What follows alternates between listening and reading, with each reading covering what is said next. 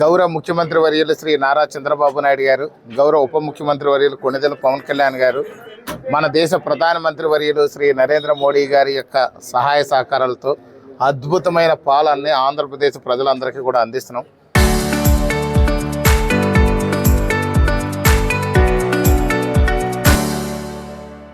అందులో భాగంగానే ఈరోజు గౌరవ ముఖ్యమంత్రి నారా చంద్రబాబు నాయుడు గారు, ఉప ముఖ్యమంత్రి వర్యులు కొణిదెల పవన్ కళ్యాణ్ గారు కలిసి ఎలక్షన్ ముందు ఏదైతే దివ్యాంగులకు పెద్దపీట వేసి వారికి ఏ విధమైన ఇబ్బందులు లేకుండా చేస్తామని చెప్పారో ఆ విధంగానే ఆ రోజు ఇచ్చిన మాట ప్రకారం పెన్షన్ ఈ యొక్క ప్రభుత్వం ఏర్పడిన వెంటనే కూడా వాళ్ళు పెంచుతానన్న పెన్షన్ 4,000 ఉన్న పెన్షన్ 6,000 రూపాయలు చేయడమే. కానీ అదేవిధంగా చూస్తే ఈరోజు దివ్యాంగులందరికీ కూడా దివ్యాంగ శక్తి అనే పేరుతో ఉచిత బస్సును కూడా ఏర్పాటు చేశారు. ఆ దివ్యాంగులు ఎక్కడికి ప్రయాణం చేయాలన్నా, ఆంధ్రప్రదేశ్ రాష్ట్రం అంతటా కూడా ప్రయాణం చేయాలన్నా కానీ ఇక మీదట ఉచితంగా ఈరోజు ఇవ్వడం జరిగింది. అంతేకాకుండా వారితో పాటు వారికి ఏదైనా సహాయకులు కానీ అవసరం అయితే వారికి కూడా 50% సబ్సిడీతో, అంటే 50% తగ్గించి టికెట్ కూడా ఇవ్వడానికి కూడా ప్రభుత్వం ముందుకు వచ్చింది. ఇది ప్రభుత్వానికి ఆర్థికపరమైన ఇబ్బందులు ఉన్నప్పటికీ, ప్రభుత్వానికి నష్టమైనప్పటికీ కూడా ఒక దివ్యాంగులకి ఆత్మవిశ్వాసాన్ని నిలబెట్టాలి. దివ్యాంగులు ఇబ్బంది పడకూడదు, దివ్యాంగులు కష్టపడకూడదు, దివ్యాంగులు బాధపడకూడదు. ఇప్పుడు గత ప్రభుత్వ హయాంలో దివ్యాంగులు చాలా ఇబ్బందులు పడ్డారు కాబట్టి వారికి ఇబ్బందులు లేని ప్రపంచాన్ని ఒకదాన్ని చూపించాలి. వారి ఆత్మవిశ్వాసం ఏ విధంగానే ఇబ్బంది పడకూడదు. ఆత్మవిశ్వాసాన్ని కోల్పోయి వాళ్ళు చాలా విధాలుగా బాధపడుతున్నారు, చాలాసార్లు మానసికంగా కృషించిపోతున్నారు.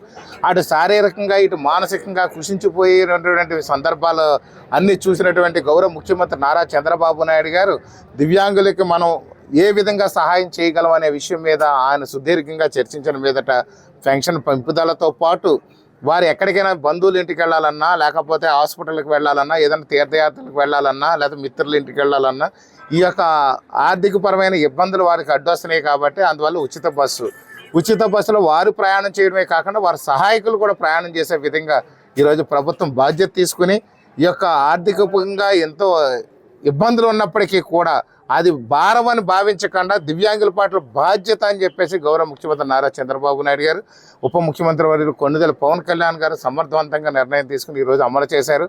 అదేవిధంగా ఈవేళ గౌరవ ముఖ్యమంత్రి వర్యులు నారా చంద్రబాబు నాయుడు గారు మంగళగిరిలో ప్రారంభిస్తున్నారు. అలాగే డిస్ట్రిక్ట్ లెవెల్లో ప్రతి కాన్స్టిట్యున్సీ లెవెల్లో కూడా ఈ బస్సు ప్రారంభోత్సవం జరిగింది. ఈవేళ నేను, ఆర్డీఓ గారు, ఎంఆర్ఓ గారు, ఎండిఓ గారు అందరూ కలిసి రాజానగరం నియోజకవర్గ లెవెల్లో కూటమి నాయకులందరి సమక్షంలో దివ్యాంగులు మాత్రమే ప్రయాణించే విధంగా బస్సును ఏర్పాటు చేసి ఆ దివ్యాంగులందరినీ కూడా కోరుకొండ బస్టాండ్లో, మనకి ఏదైతే సెంటర్లో ఉందో 3 మండలాలకి కోరుకొండ బస్టాండ్లో ఈ దివ్యాంగులందరినీ కూడా బస్సు ఎక్కించుకొని వారితో పాటు నేను, ఆర్డీఓ గారు, ఎంఆర్ఓ గారు, ఎండిఓ గారు ప్రయాణం చేసి వారందరినీ కూడా మా స్వగృహం గాదరాడ్లో తీసుకుని వచ్చి మా ఇంటి దగ్గర వారికి విందు ఏర్పాటు చేసి విందులో కూడా వారందరూ కూడా వారితో పాటు మేమందరూ కూడా కలిసి విందులో పాల్గొని వారిని అందరినీ కూడా సత్కరించుకొని మళ్ళీ తిరిగి బస్సులో మళ్ళీ కోరుకొండ తీసుకెళ్ళి వాళ్ళ గమ్యస్థానాన్ని చేరుకునే విధంగా చర్యలు తీసుకున్నాం.